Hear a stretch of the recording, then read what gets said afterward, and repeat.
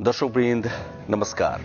कार्यक्रम स्वस्थ जीवनको आजको श्रृंखलामा यहाँलाई हार्दिक स्वागत छ। यो कार्यक्रम यहाँहरूले एनटीभी प्लस, एनटीभी कोहलपुर र एनटीभी इटहरीमा दैनिक रूपमा फरक फरक समयमा हेर्दै आउनु भएको छ। नेपाल सरकार स्वास्थ्य तथा जनसंख्या मन्त्रालय, राष्ट्रिय स्वास्थ्य शिक्षा सूचना तथा संचार केन्द्र र नेपाल टेलिभिजन बीचको सहकार्यमा यो कार्यक्रम निर्माण एवं प्रसार हुने गर्छ। दर्शकवृन्द, कार्यक्रममा हामी स्वास्थ्य सम्बन्धी विभिन्न जानकारीमूलक सामग्री प्रस्तुत गर्ने गर्छौं। त्यसका लागि धेरैजसो विज्ञहरूसँग संवाद गर्ने गर्छौं अनि तथ्याङ्कहरू पनि प्रस्तुत गर्ने गर्छौं। यो कार्यक्रमको अवधि करिब 45 मिनटको रहनेछ। त आजको कार्यक्रममा हामीले समेटेका मुख्य विषय एवं सामग्रीहरू के छन् त? आउनुहोस् तिनको विषयमा एकैछिन यो छोटो जानकारी लिउँ।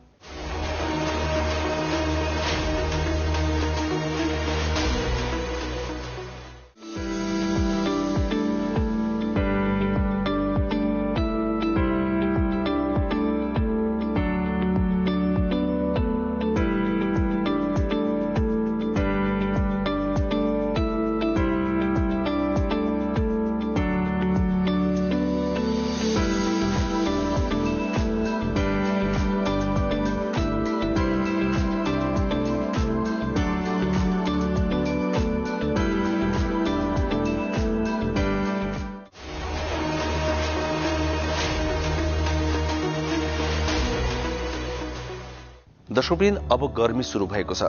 गर्मी शुरू भएसँगै संक्रमणजन्य रोगहरूले बढी सताउने गर्छन् हामीलाई, किनभने गर्मीमा खाना नपच्ने, विभिन्न रोगहरू सर्ने सम्भावना बढी हुन्छ। त गर्मी शुरू भएसँगै हामीलाई के कस्ता रोगहरूले सताउन सक्छन् र तिनबाट कसरी बच्ने अनि समस्या भइहाल्यो भने कसरी उपचार गर्ने, यो विषयमा हामीले एउटा विशेष रिपोर्ट तयार पारेका छौं। त्यो विशेष रिपोर्ट एकैछिनमा हामी प्रस्तुत गर्नेछौं। त्यसपछि हामी आज स्वास्थ्य संवाद पनि प्रस्तुत गर्नेछौं। त्यो हाम्रो अर्को सेगमेन्ट हो। स्वास्थ्य संवादमा हामी सुर्तीजन्य पदार्थहरूले के कस्तो असर गर्छन् भन्ने विषयमा एकजना विज्ञसँग गरेको संवाद प्रस्तुत गर्दैछौं। चुरोट, सुर्ती, गुटखा लगायतका विभिन्न पदार्थहरू सेवन गर्नाले नेपालको तथ्याङ्क हेर्ने हो भने प्रत्येक वर्ष 27,000 भन्दा बढी व्यक्तिको ज्यान जाने गरेको छ र सुर्तीजन्य पदार्थहरूले 25 प्रकारको रोगहरू लगाउन सक्छन्। त हामीले त्यसबाट कसरी बच्ने, रोगहरू लागिसक्यो भने कसरी उपचार गर्ने, यी विभिन्न विषयमा हामीले एकजना विज्ञसँग गरेको संवाद हामी आज प्रस्तुत गर्नेछौं। त्यसपछि हामी अर्को एउटा सेगमेन्ट पनि आज प्रस्तुत गर्नेछौं जसको नाम हो असल अभ्यास। हामीले यो कार्यक्रम सुरु गरे यता नै स्थानीय तहहरूले अनि विभिन्न समुदाय स्तरमा विभिन्न व्यक्ति एवं समुदायहरूले गरेका राम्रा कामहरूको विषयमा चर्चा गर्दै आएका छौं, ताकि उहाँहरू स्वयंलाई पनि प्रेरणा मिलोस् र अरूलाई पनि प्रेरणा मिलोस्। त्यसै क्रममा सोलुखुम्बुको एउटा गाउँपालिकाले स्वास्थ्यको क्षेत्रमा गरेका कामहरूको विषयमा एउटा छोटो जानकारीमूलक सामग्री हामी प्रस्तुत गर्नेछौं। यसरी यो 45 मिनटको समयमा हामी सकेसम्म धेरै जानकारी समेट्ने प्रयास गर्नेछौं। सुरुवातमा भने गर्मी महिनामा संक्रमणजन्य रोगहरूबाट हामी कसरी बच्ने भन्ने विषयमा हामीले तयार पारेको यो विशेष रिपोर्ट एकैछिन हेरौं।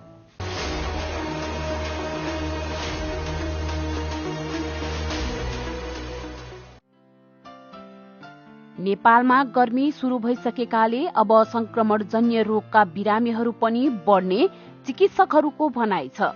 गर्मी मौसममा विशेष गरी सरुवा रोगका जीवाणुहरू तथा भाइरसको संक्रमण बढी हुने गर्दछ। गर्मी मौसम शुरू भएसँगै विभिन्न संक्रमणजन्य रोगको संक्रमण पनि देखिन थालेको छ। चिकित्सकहरूका अनुसार यो मौसममा दूषित खाना तथा पानीजन्य टाइफाइड, ज्वरो, आउँ, झाडापखाला, हैजा, हेपाटाइटिसको संक्रमण बढी हुन्छ।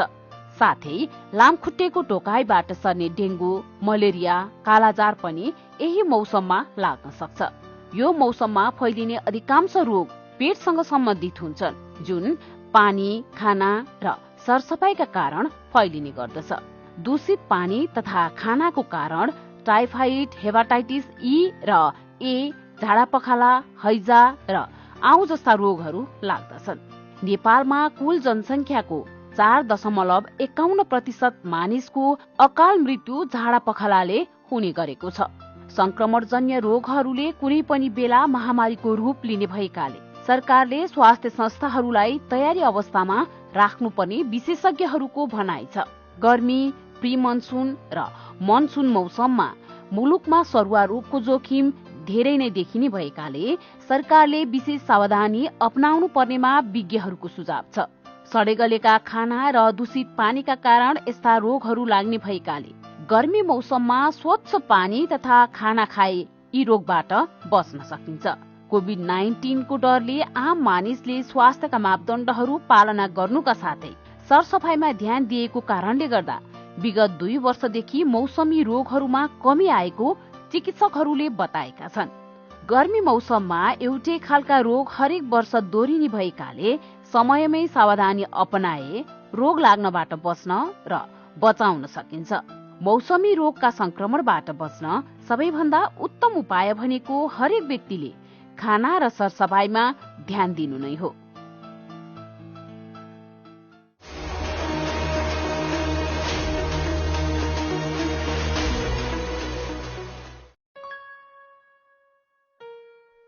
नमस्कार, आज म यहाँहरूलाई नवजात शिशु स्याहार सम्बन्धी जानकारी दिन आएकी छु।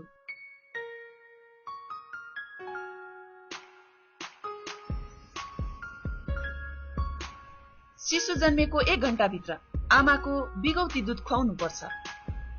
शिशुलाई 6 महिनासम्म पूर्ण स्तनपान गराउनुपर्छ। आमाको दूधमा शिशुलाई चाहिने जति पानी भएको हुनाले पानी पनि खुवाउनु पर्दैन। बालबालिकालाई 2 वर्षसम्म पूरा खानाको सँगसँगै आमाको दूध पनि खुवाउनु पर्छ। शिशुले चाहेको जुनसुकै बेला पनि स्तनपान गराउनु पर्छ। कम्तीमा पनि दिनमा 10-12 पटक खुवाउनु पर्छ। शिशुलाई जन्मेको 24 घण्टापछि मात्र नुहाउनु पर्छ र नुहाउँदा पनि मनतातो पानीले नुहाई तुरन्त सफा, नरम र उभानो कपडाले राम्रोसँग पुछी न्यानो गरी राख्नुपर्छ। शिशुको नाभि सधैँ सफा र सुक्खा राख्नुपर्छ। अहिलेको यो भयावह स्थिति जुन कोरोना महामारीबाट भएको छ विश्वभरि नै, त्यो नेपालले पनि सहनु परेको छ। यसबाट कतै पनि विचलित हामी नबनौं। हरेक व्यक्तिले चाहिँ यसमा आफ्नो योगदान दिउँ। राष्ट्र हाम्रो साथमा छ, हामी राष्ट्रसँग छौं र हाम्रो संयुक्त प्रयासले यो कोरोना रोग जुन हो यो परास्त हुन्छ। एउटा म यो यहाँहरूलाई चाहिँ जित हाम्रो हुन्छ, कोरोनाको हुँदैन। दोस्रो कुरा, श्वास प्रश्वास नली जसमा कि थुप्रै हाम्रा चाहिँ बुढापाकाहरू या बालबच्चाहरूले दुःख पाइरहेका छन्। यस्तो बेलामा चाहिँ अहिलेको चिसोको मौसममा न्यानो लुगा लगाउने, न्यानो चीजहरू चाहिँ खाने, सकेसम्म हामी चिसोबाट बचौं र सकेसम्म हामीले चाहिँ आफ्नो स्वास्थ्यको लागि ध्यान दिनको लागि जनचेतना जो विशेष गरेर स्वास्थ्यसँग सम्बन्धित छ यो विषयमा हामीले जानकारी राखौं। अर्को कुरा, म राष्ट्रलाई चाहिँ निवेदन गर्न चाहन्छु, विनम्र रूपमा चाहिँ नेपालमा जुन स्वास्थ्यको अवस्था छ अहिले हामी अभावमा बसेका छौं। तर यो अभावलाई हामीले नै, नेपालीले नै यो हटाउनु पर्छ। यसको लागि चाहिँ स्वस्थ जीवनले मात्रै स्वस्थ राष्ट्रको निर्माण गर्न सक्छ। यस विषयमा छुट्याइएको रकम कम्तीमा पनि 10% जति स्वास्थ्यको लागि छुट्याइयोस् र तदनुसार चाहिँ स्थानीय सरकार, प्रदेश सरकार, संघीय सरकारमा यसको संरचना बनोस् र अहिलेसम्म पनि अन्योलको अवस्थामा स्वास्थ्य रहेको हुनाले हाम्रो चाहिँ ध्यान त्यति पुग्न सकेको छैन। यसमा राष्ट्रको चिन्तन, यस राष्ट्रमा बसेका हाम्रा चाहिँ अनुभवी जुन डाक्टर साहबहरू अथवा वैज्ञानिकहरू, विद्वानहरू चाहिँ छन्, उहाँहरूको परामर्श लिएर अगाडि बढ्नु नै उचित होला जस्तो मलाई लाग्छ। यो मैले अपिल गरेको हो सम्पूर्ण नेपालीमा। यो गरेको खण्डमा डेफिनेटली हाम्रो चाहिँ स्वस्थ जीवन भन्ने नारा चाहिँ यथार्थमा चाहिँ आउन सक्छ। अन्यथा हामीले फोहोरी भएर बस्यौं अथवा यो फोहोरको डुङ्गुरलाई चाहिँ हटाउन सकेनौं भने यसबाट हुन सक्ने परिणाम हामी सबैले एकैसाथ भोग्नुपर्ने चाहिँ छ।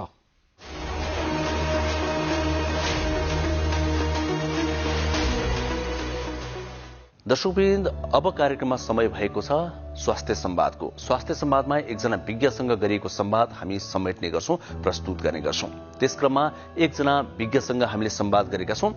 सुर्तीजन्य पदार्थहरूले हाम्रो स्वास्थ्यमा के कस्तो असर गर्छन् भनेर हामीले त्यो कुराकानीमा ती प्रसंगहरू समेटेका छौं। सुर्तीजन्य पदार्थहरू जस्तै चुरोट, सुर्ती, खैनी लगायतका विभिन्न पदार्थहरू सेवन गर्ने क्रम पछिल्लो समयमा युवाहरूमा पनि धेरै बढ्दै गएको छ। त यसले के कस्तो असर पार्न सक्छ, यो विषयमा हामीले संवाद गरेका छौं।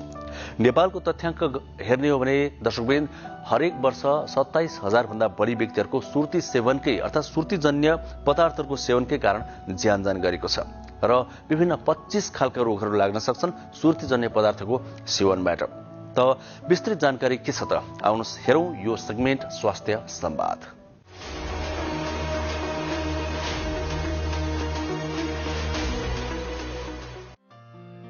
धूम्रपानको रूपमा प्रयोग गरिने सुर्तीजन्य पदार्थले मानिसको स्वास्थ्यमा हानिकारक असर पारेको हुन्छ। नेपालमा वर्षेनी सुर्तीजन्य पदार्थकै कारण 27,000 भन्दा धेरै मानिसको ज्यान जाने गरेको सरकारी तथ्याङ्क छ। सुर्तीजन्य पदार्थको सेवनले गर्दा मानव शरीरमा 25 किसिमका विभिन्न रोगहरू लाग्न सक्छन्। चुरोट सुर्तीले खानेलाई मात्र नभएर त्यसको आसपासमा बस्नेहरूलाई पनि असर गर्ने डाक्टरहरूले बताउने गरेका छन्। धूम्रपान गर्ने धेरै जसोलाई फोक्सो र मुखको क्यान्सर हुने गरेको छ। पछिल्लो तथ्याङ्कले कलेजोमा पनि असर पर्ने देखाएको छ। गर्भवती भएका बेला सुर्ती तथा चुरोट खाँदा पेटमा भएको बच्चाको कलेजो बिगार्ने अनुसन्धानकर्ताहरूले बताएका छन्। 20औं शताब्दीमा 10 करोड मानिसको सुर्तीजन्य पदार्थको कारणले गर्दा मृत्यु भएको थियो र हालको जस्तै अवस्था रहेमा 21औं शताब्दीमा 1 अर्ब मानिसको मृत्यु हुने अनुमान छ। धूम्रपानका कारणले हुने असर र उपचार बारे क्यान्सर विशेषज्ञ डाक्टर राजेन्द्र प्रसाद बरालसँग हामीले संवाद गरेका छौं। सुर्तीजन्य पदार्थ भन्नाले खालि चुरोट या बिडी र हुने सक्नेले चाहिँ पाइप, सिगार, गाउँघरमा हुक्कालाई मात्र लिन्छन्, तर त्यो होइन। सुर्तीजन्य पदार्थ भन्नाले धुवाको रूपमा र चबाएर खाने, चाहे खैनी, पान पराग, चुनसँग मिसाएर नमिसाएर, कतिले त नाकमा नस पनि राख्छन्। सुर्तीको नस पनि को सेवन गर्ने चलन नेपालमा छ। तराईमा त कति घर घरमा फ्याक्ट्री छैन, कारखाना छैन, घरमा आफै सुर्तीजन्य पदार्थले मञ्जन बनाएर दाँत माझ्नुहुन्छ, जसलाई हामी मसरी भन्छौँ। त्यसैले सुर्तीजन्य पदार्थ भन्नाले चाहे त्यो धुवाको रूपमा होस्, चाहे चबाएर होस्, जुन फर्ममा पनि लिने चिजलाई हामी सुर्तीजन्य पदार्थको प्रयोग भन्छौँ, जुन अत्यन्त नै हानिकारक छ। यो सुर्तीजन्य पदार्थले चाहिँ कस्ता प्रकारका रोगहरू लाग्ने गर्छ डाक्टर साहब? जनमानसमा यो ठुलो भ्रम छ कि सुर्तीजन्य पदार्थले क्यान्सर मात्रै लाग्छ भनेर, तर त्यो होइन। हाम्रो टाउकोदेखि खुट्टासम्म जति अङ्ग छन्, चाहे त्यो अब क्यान्सरकै कुरा गर्दा हरेक क्यान्सर, फोक्सोको कुरा गर्दा फोक्सो, पाचन प्रणाली, हड्डी, रगत, सबै अङ्गमा अप्रत्यक्ष रूपमा चाहिँ सुर्तीजन्य पदार्थले हामीलाई हानिकारक गरेको हुन्छ। जस्तै अब सुर्तीजन्य पदार्थले हामीलाई मुटुको रोग धेरै ल्याउँछ।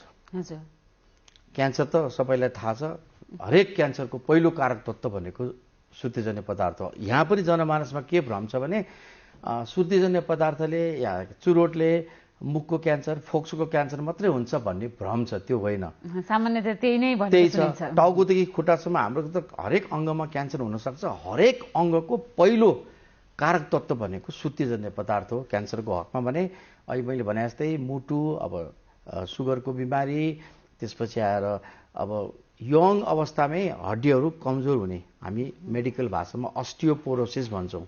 हड्डी कमजोर हुने, मक्किने, पछि फ्र्याक्चरै हुने। अब नवयुवतीहरूको चाँडै चाँडै गाला चाउरी हुने, आँखा कम देख्ने, कान कम सुन्ने, दाँत एकदमै, चुरोट खाने मान्छेको दाँत हेर्नुहोस् त कस्तो हुन्छ, अनहेल्दी। त्यसैले हरेक छालामा त्यस्तै हुन्छ। चुरोट च्याप्ने मान्छेको यहाँ औँलामा हेर्नु भने पहेँलो दाग बस्या हुन्छ, त्यो टारले गर्दाखेरि हो। त्यतिले त असर गर्छ भने भित्र फोक्सोमा गएपछि अब यहाँ देखाउन सकिँदैन। चुरोट सेवन गर्ने या सुर्तीजन्य पदार्थ सेवन गर्नेको फोक्सो र नगर्नेको फोक्सो कति फरक हुन्छ, कालै हुन्छ त्यो त। भनेपछि नि यो सुर्तीजन्य पदार्थमा के हुन्छ, केले असर गर्छ, त्यसको केले असर गर्छ त? एउटा सिगरेटमा 4000 रासायनिक पदार्थ हुन्छन्। एउटा 400 होइन, एउटा चुरोटको एउटा खिल्लीमा, एउटा खिल्लीमा कोही ग्यासको फर्ममा, कोई पार्टिकल्स कणको फर्ममा हुन्छन्। त्यो 400 होइन 4000, तीमध्ये 60 देखि 70 वटाले हामीलाई क्यान्सर लगाउँछ। जस्तै अब सबैले सुनेको निकोटिन छ, टार छ भन्ने सुनिन्छ। त्यहाँ विभिन्न केमिकलहरू छन्। 400 वटा केमिकल भने त हरेक केमिकलले हामीलाई रोग लगाउने हो। र क्यान्सरको हकमा कुरा गर्दा चाहिँ 60 देखि 70 वटा चाहिँ प्रमाणित क्यान्सरका पार्टिकलहरू छन्। कति नराम्रो असर गर्छ तपाईँ हामीले सहजै अनुमान लगाउन सक्छौँ। कुन कुन क्यान्सर चाहिँ हुन्छ त यो सुर्तीजन्य पदार्थले? सबै क्यान्सर हुन्छ। मैले भने नि हामीलाई भ्रम छ कि चुरोट खाएपछि फोक्सोमा धुवा जान्छ, सबैलाई थाहा छ फोक्सोको या मुक्को भनेर। चाहे त्यो ब्लड क्यान्सर होस्, चाहे त्यो स्तन क्यान्सर होस्, चाहे त्यो पाठीघरको मुखको क्यान्सर होस्, चाहे त्यो पाचन प्रणालीहरूको क्यान्सर होस्, हरेक क्यान्सरको पहिलो कारक तत्त्व सुर्तीजन्य पदार्थ हो। हरेक क्यान्सर यसले हुनसक्छ। र फोक्सोको कुरा गर्दा स्मोकर र नन स्मोकरको तपाईँ कम्पेरिजन गर्नुहुन्छ भने स्मोकरलाई सुर्तीजन्य पदार्थ लिने मान्छेलाई लङ क्यान्सर हुने सम्भावना 90% हुन्छ। चुरोट त जसले पनि एकजनाले पियो भने अरूलाई पनि असर गर्छ भनिन्छ, एकजनाले लियो भने होइन। त्यो हुँदाखेरि यसले प्रत्यक्ष गर्ने असर र अप्रत्यक्ष रूपमा गर्ने असर पनि त होला नि? एकदमै व्यावहारिक प्रश्न हो मिनुजी हो। कुनै पनि व्यक्तिले, जस्तै अहिले यो स्टुडियोभित्र मैले धुम्रपान गरेँ एउटा सिगरेट भने 1/3 धुवा चाहिँ मेरो फोक्सोमा जान्छ, 2/3 बाहिर आउँछ। त्यो 2/3 बाहिर आएकोमा तपाईँले त्यो धुवा लिनुहुन्छ, अरू यहाँ सरहरूले लिनुहुन्छ। त्यसलाई हामी प्यासिभ स्मोकिङ या सेकेन्ड ह्यान्ड स्मोकिङ भन्छौँ। मान्छेलाई भ्रम छ कि मैले चुरोट खाएँ, मैले सुर्तीजन्य पदार्थको सेवन गरेँ, मलाई मात्रै रोग लाग्छ भन्ने भ्रम छ। होइन, सँगै बसेका चाहे छोराछोरी हुन्, चाहे बुवा आमा, श्रीमान श्रीमती जो होस्, उनीहरूलाई पनि रोग लाग्ने सम्भावना उत्तिकै हुन्छ। त्यसैले यो हानिकारक चिज हो भनेर परिवारजन्यबाटै यो सुरुवात हुनु पर्यो। सरकारको कुरा त पछि आउँछ। हामी आफैले यो खराब चिज हो भनेर पहिचान गर्नु पर्यो र हरेक व्यक्तिले यो सुरु नै गर्नु भएन, सुरु गरिसकेका व्यक्तिले छोड्नु पर्यो। यो त भयो सुर्तीजन्य पदार्थ सेवन गर्ने। यहाँले भन्नुभयो धुवा, अरू पनि त छ नि। अब हाम्रो कति कल कारखानाहरू पनि छन्, सायदै त्यसको धुवाले पनि असर गर्छ होला होइन? एकदमै राम्रो प्रश्न यो। जति चुरोटको धुवामा केमिकल धेरै हुन्छन्, अरूमा कम हुन्छ। त्यसले रोग लाग्दैन भन्न मिल्दैन। रोग लाग्छ, अरू फोसोको रोगहरू, दमाहरू, आस्थमाहरू, अब ट्युबरकुलोसिसकै कुरा होला, ब्रोन्काइटिसहरू होला, हरेक रोग लाग्छ। तर चुरोटको धुवामा 4000 रासायनिक पदार्थ भने जस्तै त्यहाँ 4000 चाहिँ हुँदैनन्, कम हुन्छन्। तिनीहरूले पनि हामीलाई प्रत्यक्ष अप्रत्यक्ष रूपमा, त्यो विक्रम टेम्पो नेपालबाट हट्यो, काठमाडौँबाट हट्यो, याद गर्नु त कालो धुवा, त्यो कार्बन मोनोक्साइड, त्यसले हामीलाई रोग लाग्छ। तर त्यसैले अरू आगो बालेको धुवा, किचनको धुवाले पनि हामीलाई रोग लाग्ने हो। तर चुरोटको धुवा चाहिँ धेरै नराम्रोमा पर्दछ। सुर्तीजन्य पदार्थ सेवन गर्ने मानिसहरू र सुर्तीजन्य पदार्थ सेवन नगर्ने मानिसहरूमा रोग लाग्ने सम्भावनाको कतिको कमी? 90%, 10%। अहिले मैले भने जसले सेवन गर्छ उसलाई 90% रोग लाग्न सक्छ, जसले गर्दैन उसलाई 10% हुन्छ। को 10%मा पर्छ या 90%मा पर्छ हामीलाई थाहा छैन। शरीरको बनौट, शरीरको इम्युनिटी पावर सबैको फरक हुन्छ। तर सम्भावनाको कुरा गर्दा 10% भर्सेस 90% भनेको धेरै सम्भावनाको कारण हुन्छ। अलिकति अगाडि त होइन हामीहरूले देख्दाखेरि गाउँमा पनि अलिकति हजुरबाहरूले, हजुरआमाहरू, अलि बुढाबुढीले सुर्तीजन्य पदार्थ सेवन गरेको देखिन्थ्यो। के छ अहिलेको अवस्था, के छ? कुन समूहले चाहिँ अलिक बढी सुर्तीजन्य पदार्थ सेवन गरेको पाइन्छ? अलिकति 1-2 पफ चुरोट नतानिकन खेत जोत्नै नसक्ने, भाँडा माझ्नै नसक्ने, भात पकाउनै नसक्ने अवस्था गाउँघरमा सायद अहिले पनि छ। त्यो खायो भने ताकत आउँछ। कतिले त विज्ञापन पनि गर्छ, एकदम ताकत दिने भनेर पनि गाउँघरमा विज्ञापन गरेको हामीले देखेका छौँ। सही कुरा हो, तर हरेक वर्गमा लागू भए पनि यो फोकस चाहिँ टिन एजमा हुन्छ। आज म यो एजमा आएर मैले यो एजमा धुम्रपान मैले अहिलेसम्म गरे पनि छैन, गर्न पनि सकिँदैन। त टिन एजमा सुरु गर्ने नै अहिले डाटाले देखाइसकेको छ। हामीले पनि यहाँ धेरै स्टडी गरेका छौँ। टिन एज भन्नाले 19-20 वर्षसम्म भनौँ न, हजुर त्यो पनि कसरी सुरु गर्छन् भन्ने कुरा पनि दबावले रहेछ। चाख्न चाख, एक्चुअली चाख्न भनेर पियर प्रेसर, साथीभाइ, अनि कोही सेलिब्रिटी, फलाना मेरो हेड सरले खानुहुन्छ, सिनेमाको यो हिरोले खान्छ, या मेरो बुवाले लिनुहुन्छ म किन नलिने भनेर सेलिब्रिटीले खाएर पनि सिक्ने, पियर प्रेसरमा सिक्ने धेरै कारणहरू छन्। तर अलिकति म्याच्योर्ड एजमा गएर चाहिँ धुम्रपान सुरु गर्ने चाहिँ सम्भावना कमै हुन्छ। जस्तै नि यो धुम्रपानको कारणले गर्दा, सुर्तीजन्य पदार्थ सेवनको कारणले गर्दा हुने मृत्युदरको रेटको अवस्था कस्तो छ अहिले? भयावह छ। हजुर, अहिले एउटा डाटा आइसकेको छ WHO को। अहिले नेपालको कुरा गर्दा वर्षको 16-17 हजार चाहिँ व्यक्ति चाहिँ धुम्रपानको कारणले मृत्यु भइरहेको छ अहिलेको कुरा गर्दा। संसारको कुरा गर्दा 6 मिलियन भनेको 60 लाख व्यक्ति वर्षमा चाहिँ यसबाट जोखिममा छन्। एक्टिभ स्मोकरलाई चाहिँ 50 लाख, प्यासिभमा चाहिँ 1 लाख भनेर डाटा आएको छ। तर अर्को इन्ट्रेस्टिङ डाटा के छ भने अहिले वर्तमानमा चाहे त्यो HIV, एड्स, चाहे त्यो हेपाटाइटिस, चाहे त्यो एक्सिडेन्ट, सुसाइड, आफूले आफूलाई मार्ने, होमिसाइड, अर्कोले अर्कोलाई मार्ने, ट्युबरकुलोसिस, क्षयरोग, सबै मिलाएर जुन मृत्युदर छ र धुम्रपानको मृत्युदरलाई हेर्ने हो भने 2030 मा, आज हामी 2022 मा छौँ भनेको अबको 8 वर्षपछि चाहिँ यो सबै मिलाएर हुने मृत्यु र धुम्रपानले हुने मृत्युमा त्यो बढ्नेवाला छ।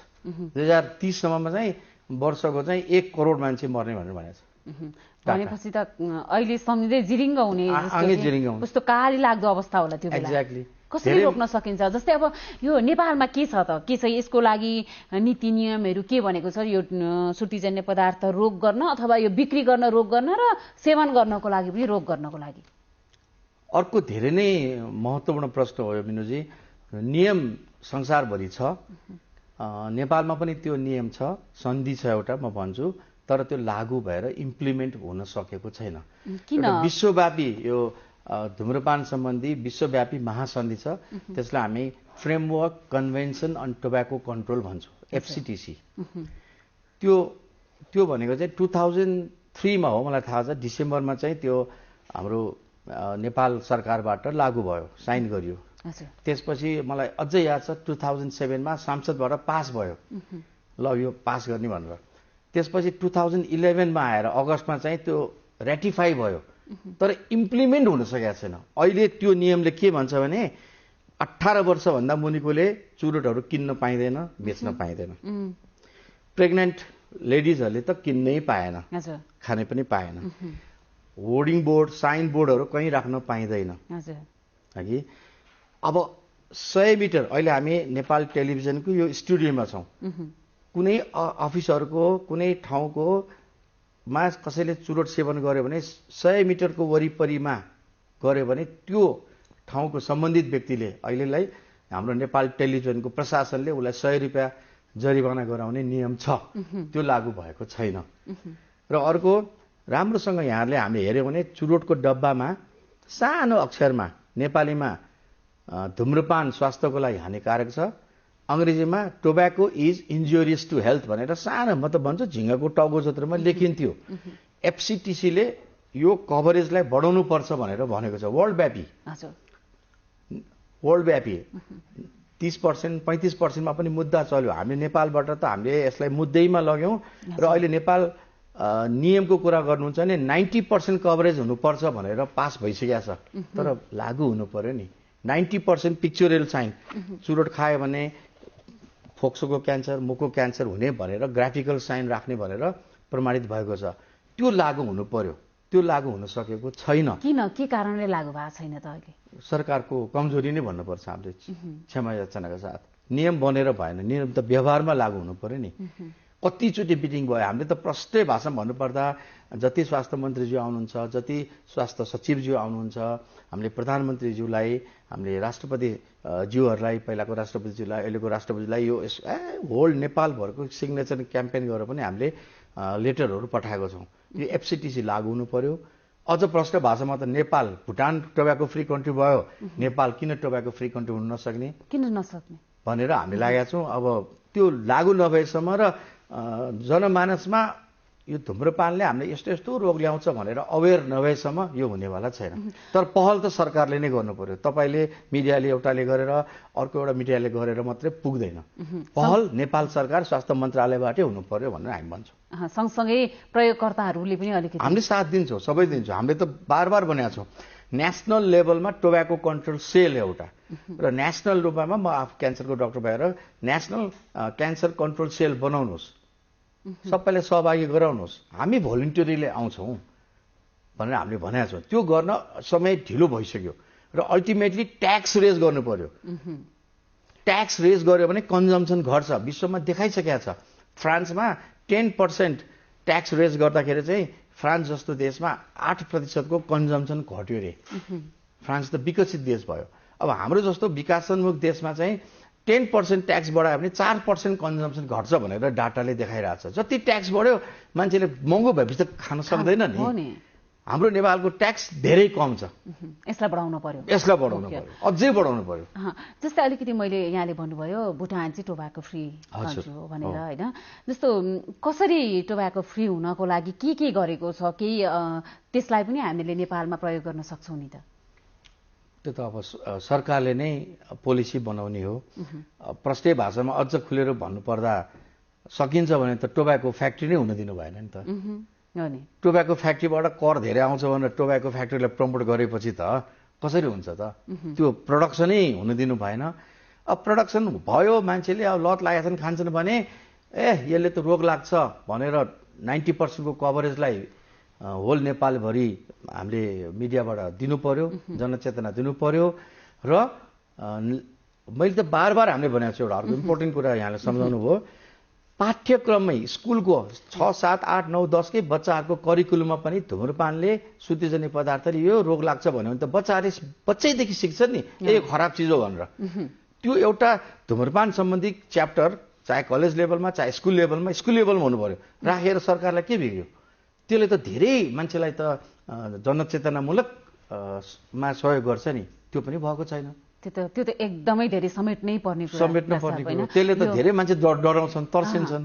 यसमा चाहिँ हजुरहरूले पनि पहल गरिदिनु पर्यो। किनभने जस्तै बालबालिकाहरूले टोब्याको प्रयोगले चाहिँ यो यो यो यो यो यी रोगहरू लाग्छ भन्ने कुरा थाहा भएपछि त साँच्चै यहाँले भन्नुभयो जस्तै उनीहरू खान रुचाउँदैनन् नि, डराउँछन्। त्यो देख्ने बित्तिकै त्यो डराउने वातावरण त हामीले बनाउनु पर्यो नि। उनीहरूले पिक्चर सहित राख्न पर्यो। पिक्चरले नै तर्साउनु पर्छ। कतिले हामीले कतिको क्यान्सरको देखाउँदाखेरि किन यस्तो डराउने फोटो राखा डाक्टर साहब भन्छन्। डराउने होइन, यो तर्साउने होइन, यो सचेतना गराउने फोटो हो भन्छौँ हामी। एलर्ट त गराउनै पर्छ। हजुर, जस्तै अब यहाँले अघि भन्नुभयो सुटिजन्य पदार्थ सेवन गर्नेको फोक्सो र नगर्नेको फोक्सो कतिको फरक हुन्छ होइन। त्यो कुरा राखिदिने हो भने स्वतः घट्छ नि।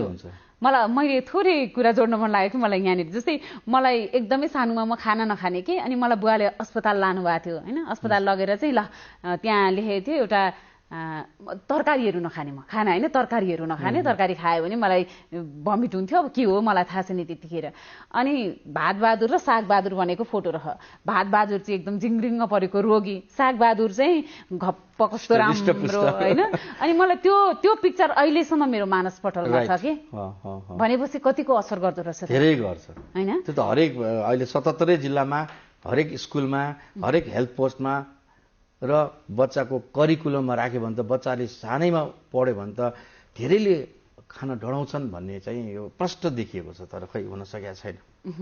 डाक्टर साहबले अघि भन्नुभयो गर्भवती महिलाहरूलाई पनि होइन सुटिजन्य पदार्थ किन्नको लागि अनुमति दिएको छैन, त्यो जुन नीति नियममा छ भनेर भन्नुभयो नि। अलिकति मलाई जोड्न मन लाग्यो होइन, गर्भवती महिलाहरूले चाहिँ यो सुटिजन्य पदार्थ सेवन गर्दाखेरि त्यो पेटमा भएको बच्चालाई कतिको असर गर्छ? एकदमै ठुलो असर पर्छ। नम्बर 1 त्यो भ्रूणको पेटमै मृत्यु हुनसक्छ। नम्बर 2 ऊ अब 9 महिना नपुग्दै 5-6 महिनामै डेलिभरी हुनसक्छ। नम्बर 3 जन्मिँदाखेरि लुलो लङ्गडो, कान नसुन्ने, आँखा नदेख्ने, एउटा हात नहुने, खुट्टा नहुने, जे पनि हुनसक्छ। ऊ एकदमै केही न केही उसलाई एब्नर्मल रोग लाएर जन्मिने सम्भावना बढ्ता हुन्छ। सो प्रेग्नेन्ट फिमेलले, महिलाले, दिदीबहिनीले धुम्रपान गर्नु भनेको आफ्नो ज्यान सहित आफ्नो बच्चाको ज्यानसँग पनि खेलवाड गरे हुन्छ। त्यसैले यसलाई त झन् यो त ठुलो क्राइम भयो, झन् 2 जनाको यहाँ लाइफको कुरा आइरहेछ। यो त हामीले रोक्नै पर्छ। जस्तै यो क्यान्सर लगायत होइन सुर्तीजन्य पदार्थको सेवनबाट हुने जुन रोगहरू छन् नि होइन, यसलाई कम गर्नको लागि लगभग धेरै कुराहरू त हाम्रो कुराकानीमा आइसकेको छ होइन। ठ्याक्कै भन्नुपर्दा कसले के कुरामा अनिवार्य रूपमा ध्यान दिनुपर्ने हुन्छ? यो त टिमवर्क हो। हजुर, सबैले यसमा ध्यान दिएर लागुमै ल्याउनु पर्छ। हजुर, तर नेतृत्व गभर्मेन्टले, सरकारले नै लिनुपर्छ। धेरै धुम्रपान सम्बन्धी, क्यान्सर सम्बन्धी, अरू अर्गनाइजेसन सम्बन्धी धेरै सङ्घ संस्थाहरू हुनुहुन्छ, सबैले सहयोग गर्नुहुन्छ भन्नेमा म पूर्ण विश्वस्त छु।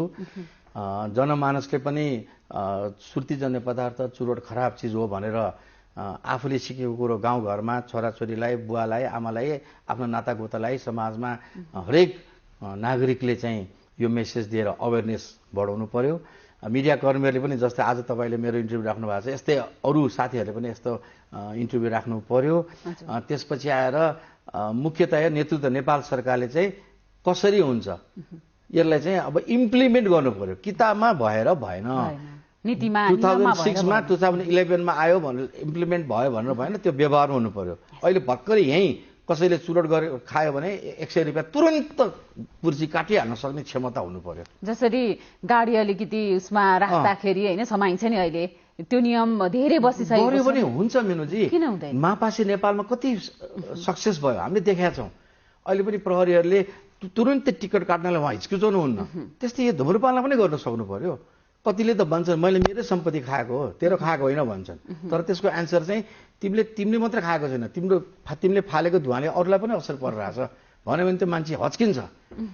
त्यसैले कडाका साथ सजाय बढाएर रसिद काट्ने चाहिँ नियम चाहिँ ल्याउनुपर्छ भन्छु। एकदमै सबैभन्दा सुरुवात त्यहीबाट हुनुपर्छ। एक्ज्याक्टली होइन, त्योबाट भयो भने अब यहाँहरू हुनुहुन्छ होइन, हामी सपोर्ट गर्छौँ। किन हाम्रै काम हो नि यो त, सबैले गर्छौँ। भनेपछि टोब्याको फ्री नेपाल बनाउन सकिएला त? हाम्रो इच्छा हो। भन्न त हामीले 2018लाई टार्गेट राख्यौँ, 20 भन्यौँ, 22 भन्यौँ, अब 24-25।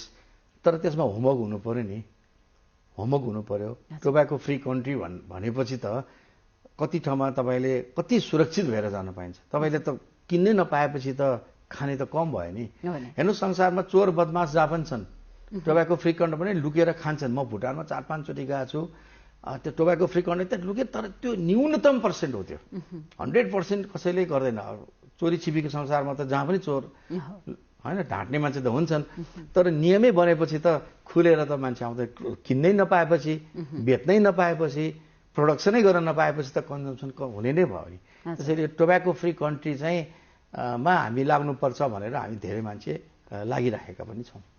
जस्तै यहाँले भन्नुभयो ट्याक्स बढाउने हो भने, जस्तै मैले अर्को कुरा जोड्न चाहेँ। अस्ट्रेलिया जाँदाखेरि मान्छेले चाहिँ उहाँ बस्ने साथीहरूको लागि गिफ्ट भनौँ न, कोसेली भनेर चाहिँ जो खाने हुनुहुन्छ नि उहाँहरूको लागि चुरोट लिएर गएको पनि देखेको छु धेरै नै। उहाँ चाहिँ एकदमै धेरै महँगो छ अरे चुरोट। यदि खाने हो भने अस्ट्रेलिया जाने मानिसले चाहिँ आधी कमाएको पैसा चाहिँ त्यसैमा खर्च, कसैको आधी होला, थोरै थोरै कमाउनेको त पुरै होला, पुरै होला। भनेपछि त्यो एक्सपेन्सिभ छ। त्यो गरिदिने हो भने त धेरै कम हुन्थ्यो होला। ट्याक्स बढायो, एक्सपेन्स बढायो भने कन्जम्सन कम हुन्छ। यो प्रुफ छ, यो विश्वव्यापी रूपमा प्रुफ छ। टर्कीमा प्रुफ छ, डेनमार्कमा प्रुफ छ, फ्रान्समा प्रुफ छ। हामीले त्यो राम्रो काम त सिको गर्न सक्छौँ नि। क्यान्सर लगायत धेरै रोग छन् होइन, prevention is better than cure भनिन्छ नि। हामीले आफैबाट गर्न सुरु गर्यौँ, सरकारले गर्ने होइन, संस्थाले गर्ने। अब यहाँहरूले जति गर्ने कुराहरू त छँदैछ, सँगसँगै सम्पूर्ण आम जनमानसले पनि सुरु गर्नु पर्यो। जुन यहाँले prevention is better than cure भन्ने कुरो सबैमा लागू हुन्छ। यसमा त झन् धेरै लागू हुन्छ। सकभर सुरु नै गर्नु भएन। कुनै पनि घरमा, चाहे त्यो मुली मान्छेले, चाहे सहायक मान्छेले धुम्रपान भन्ने चिज सुरु नै गर्नु भएन। इनकेस गरिसकेको छ भने ठिक छ, त्यसमा निकोटिनले अलि एडिक्सन गराएको हुन्छ, छोड्नलाई गाह्रो होला, त छोड्नु चाहिँ पर्यो। सुरु गर्नु भएन, सुरु गरेकोले छोड्नु पर्यो। र आफूले जानेको कुरा समाजमा सबैलाई सिकाउँदै जानु पर्यो। त्यो चाहिँ पब्लिक अवेरनेसबाट यो कुरा आउँछ।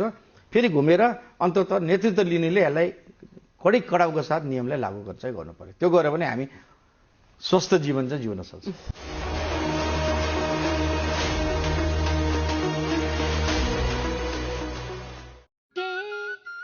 हात धुन्छौ र साबुन पानीले धुन्छु नि, कति बेला धुन्छौ र छिनछिनमै धुन्छु नि,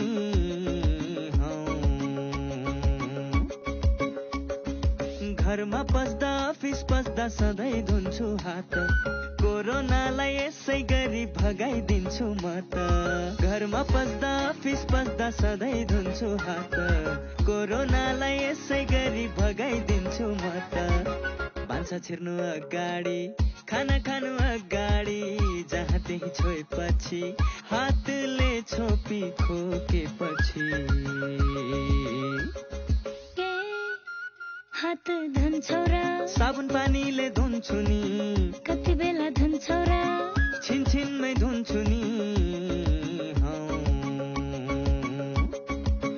कोरोनाबाट बच्ने 3 उपायहरू: व्यक्ति व्यक्ति बीच 2 मिटर टाढा बस्ने, घरबाट बाहिर निस्कँदा मास्क लगाउने र बेला बेलामा साबुन पानीले मिची मिची 20 सेकेन्डसम्म हात धुने। कोरोनाबाट आफू पनि बचाउँ र अरूलाई पनि बचाउँ। नमस्कार, म doctor Pradeep Sapkota, college of प्रत्यारोपण सर्जन, कलेजको सर्जन। धेरै मानिसहरूलाई हामीहरूलाई थाहा छ रक्सी सेवनले गर्दा धेरै कलेजो खराब हुने र यस सम्बन्धित रोगहरू लाग्ने हुन्छ। त्यसैले विवाह, व्रतबन्ध, भोज भतेर जे गर्दा पनि संयमित भएर थोरै मात्रामा मात्र सेवन गरौँ, जथाभावी रक्सीको सेवन नगरौँ। यसले गर्दा कलेजो फेल हुने, कलेजोले निम्त्याउने अरू समस्याहरू आइपर्ने हुन्छन्। त्यसै गरी जब कलेजो फेल हुन्छ, कलेजोले काम गर्न छोड्छ, त्यसपछि कलेजो प्रत्यारोपणको विकल्प हुँदैन। त्यसैले यदि हाम्रो घर छिमेकमा कसैलाई कलेजो प्रत्यारोपण गर्नुपर्ने भएको छ तर अङ्गदाता मान्छेहरू हुनुहुन्न, भेटिनु भएको छैन र बिरामीको ज्यान जाने अवस्था सृजित भएको छ, त्यस्तो बेलामा यहाँहरूले आफ्नो छरछिमेकीका आफ्ना आफन्तीहरूलाई भक्तपुरमा रहेको अङ्ग प्रत्यारोपण केन्द्रमा मस्तिष्क मृत्यु भएपछिको अङ्गदान गर्ने व्यवस्था रहेको र त्यहाँ गएर आफ्नो नाम सूचीकृत गर्नुहुन यहाँहरूले सल्लाह दिन सक्नुहुन्छ। त्यस्तै अर्को कुरा, कलेजोबाट बच्नको लागि नियमित व्यायाम गर्ने, धेरै चिल्लो रहेको खानाहरू नखाने, शारीरिक व्यायामहरू गर्नुहोला।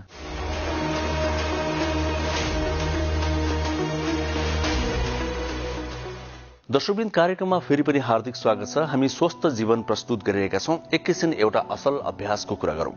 हामीले यो कार्यक्रम सुरुवात गरेदेखि नै समुदाय स्तरबाट अनि स्थानीय स्तरबाट भइरहेका विभिन्न असल अभ्यासहरूको यहाँ चर्चा गर्ने गरेका छौं बेला बेलामा, ताकि जो काम गरिरहनु भएको छ उहाँहरूलाई पनि प्रेरणा र हौसला मिलोस् र अन्य व्यक्तिहरूलाई पनि यस्तै काम गर्न प्रेरणा मिलोस्। त्यसक्रममा धेरै जसो भने स्थानीय तहहरूले गरेका विभिन्न कामहरूको हामीले चर्चा गर्ने गरेका छौं। त्यसै क्रममा सोलुखुम्बु जिल्लाको एउटा गाउँपालिकाले गरेका कामहरूको आज हामी चर्चा गर्दैछौं। सोलुखुम्बु जिल्लाको एउटा निकै नै पिछडिएको गाउँपालिका हो लिखुपिके गाउँपालिका। लिखुपिके गाउँपालिकामा स्वास्थ्यको क्षेत्रमा के कस्ता कामहरू गरिएको छ, कोरोनाको समयमा कसरी व्यवस्थापन गरिँदैछ, यी विभिन्न विषयमा हामीले त्यहाँका एकजना जनप्रतिनिधिसँग कुराकानी गरेका छौं। उहाँले हामीलाई जानकारी दिनुभएको छ। आउनुहोस् हेरौं एकैछिन यो अर्को सेगमेन्ट असल अभ्यास।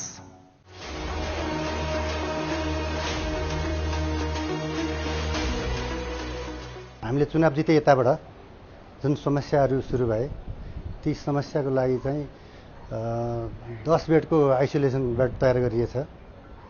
त्यस्तै 90% भन्दा माथिका व्यक्तिहरूलाई कोभिड विरुद्धको सुई लगाइयो, लिइसकेका छन्। त्यस्तै 40% भन्दा माथिलाई बुस्टर डोज दिइसकेको छ। त्यस्तै अब हामीले चाहिँ जुन कोभिडमा प्रत्येक गाउँपालिकाको प्रत्येक स्वास्थ्य चौकीमा, स्वास्थ्य संस्थामा अब आवश्यक अनुसारका बेडहरू वडा कार्यालयमा, त्यस्तै स्वास्थ्य चौकीमा बेडहरूको पनि व्यवस्थापन गरिएको छ। र समग्रमा हामीले जुन लिखुपिके गाउँपालिकाका जनता प्रति स्वास्थ्य क्षेत्रमा हामीले जुन त्यहाँका व्यक्तिहरू जति पनि बिमारी भएर समस्यामा पर्छन् त्यसको लागि डाक्टरको व्यवस्था अफिसर डाक्टरको व्यवस्था गरिएको छ गाउँपालिकामा। त्यसैगरी प्रत्येक स्वास्थ्य क्षेत्रमा चाहिँ एक्सराईको व्यवस्था गरिएको छ। एक्सराईको व्यवस्थाद्वारा त्यहाँका महिलाहरूलाई निःशुल्क स्वास्थ्य सेवा सञ्चालन गरिएको छ गर्भवती महिलाहरूलाई। त्यस्तै हामीले स्वास्थ्य क्षेत्रमा जाँदाखेरि समग्र लिखुपिके गाउँपालिका तथा 5वटा वडा छन्। 5वटा वडामा चाहिँ हामीले स्वास्थ्यको पहुँच पुगेसम्ममा हामीले चाहिँ नर्सहरूको व्यवस्थापन गरिएको छ। स्वास्थ्यको पहुँच नपुगेको ठाउँमा स्वास्थ्य सामुदायिक इकाइ सञ्चालन गरिएको छ। त्यसमार्फत पनि जनताहरूले त्यहाँका चाहिँ सबै जसले सुविधा पाएका छन्। हामीहरूले चाहिँ स्वास्थ्य क्षेत्रमा गाउँपालिकाको तर्फबाट गाउँपालिकाको चाहिँ कार्यपालिका निर्णयअनुसार नीति बनाउँदै अधिकांश व्यक्तिहरूलाई भनौँ बिमारीको जुन रेकर्ड हेरेर बिल भरपाईको आधारमा काठमाडौँबाट उपचार गराएर जाने बिमारीहरूलाई पनि लिखुपिके गाउँपालिकाको तर्फबाट 10,000 देखि लिएर रेकर्ड अनुसार 4 लाखसम्म चाहिँ प्रत्येक बिमारीहरूलाई उपचार खर्च पनि गाउँपालिकाले व्यवस्थापन गरिएको छ। हाम्रो जुन सबै क्षेत्रमा आफ्नै हस्पिटलहरू छन्। स्वास्थ्य क्षेत्रमा आफ्नै भवनहरू हामीले चाहिँ सम्पूर्ण गरिसकेका छौँ। त्यस्तै अब त्यो 10 बेड चाहिँ कोभिडको लागि बनाए तापनि अहिले लिखुपिके गाउँपालिकामा चाहिँ 7 रोपनी जग्गा प्राप्ति गरी 5 बेडको चाहिँ हस्पिटल बनाउने भनेर त्यो ठेक्का प्रथामा गइसकेको छ। हाम्रो चाहिँ गाउँपालिकामा एम्बुलेन्स छ। एम्बुलेन्सको चाहिँ हामीले चाहिँ निर्धारित हस्पिटलहरू जस्तो कि सोलुखुम्बुबाट रामेछाप जिल्ला आउँदा, त्यस्तै दोलखाको जिरी आउँदा, मन्थली र काठमाडौँ, त्यस्तै गरेर उताबाट हाम्रो अलिकति सम्भव नहुँदाखेरि यता घुमेर सोलुखुम्बु जाँदाखेरिसम्मको लागि पनि एम्बुलेन्समा बिमारीहरूलाई छुटको व्यवस्था, त्यसको चाहिँ भाडा छुटको व्यवस्था गरेर निश्चित तेल र जुन त्यो भनौँ चालकलाई भत्ताको व्यवस्थापन मिलाउने गरी हामीले चाहिँ व्यवस्थापन गरेछौँ र त्यसरी पनि हामीले रेफर गरेर काठमाडौँ मार्फत ती व्यक्तिहरूको उपचार गरिएको छ। अब स्वास्थ्य क्षेत्रमा हामीले जुन अहिलेको अफिसर डाक्टरलाई गाउँपालिकै स्रोतबाट चाहिँ हामीले तलबको व्यवस्थापन गरिएको छ। त्यसकारण अब भावी दिनहरूमा पनि स्वास्थ्य क्षेत्रमा हामीले चाहिँ अब गाउँपालिकाले गर्न सक्ने, वडाले गर्न सक्ने सकेसम्म सबै व्यक्तिहरूको निमित्त अझ योभन्दा पनि व्यवस्थापन मिलाएर जनताहरूलाई सेवा सुविधा दिने हामीले चाहिँ जमर्को गरिरहेका छौँ।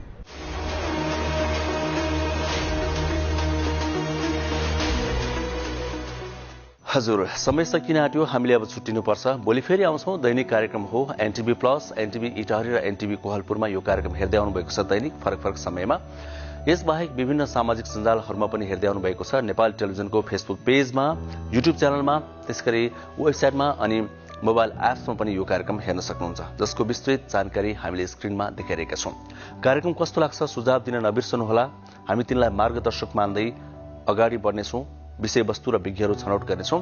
स्वास्थ्य सम्बन्धी कुनै पनि जिज्ञासा या प्रश्न छ भने पनि हामीलाई भन्नुहोस् या लेख्नुहोस्, हामी सम्बोधन गर्छौँ। स्क्रिनमा देखाइरहेको नम्बरमा फोन गर्नुभयो भने हामी सम्बोधन गर्छौँ। यो नम्बर 24 घण्टा खुल्ला हुन्छ। यही नम्बरमा एसएमएस गर्दा पनि हुन्छ, भाइबर गर्दा पनि हुन्छ। हामी छुट्टिन्छौँ आजलाई। गर्मीको समय छ, त्यसैले हामीले झन् धेरै बस्नु जरुरी छ। स्वास्थ्यको दृष्टिकोणबाट हेर्दा कोरोना भाइरसको महामारी अझै पनि गइसकेको छैन। सतर्क हुनु हामीले जरुरी छ। आफू पनि बचौँ, अरूलाई पनि बचाउँ। भोलि भेटौँला। आजलाई छुट्टिन्छौँ। हस्त, नमस्ते।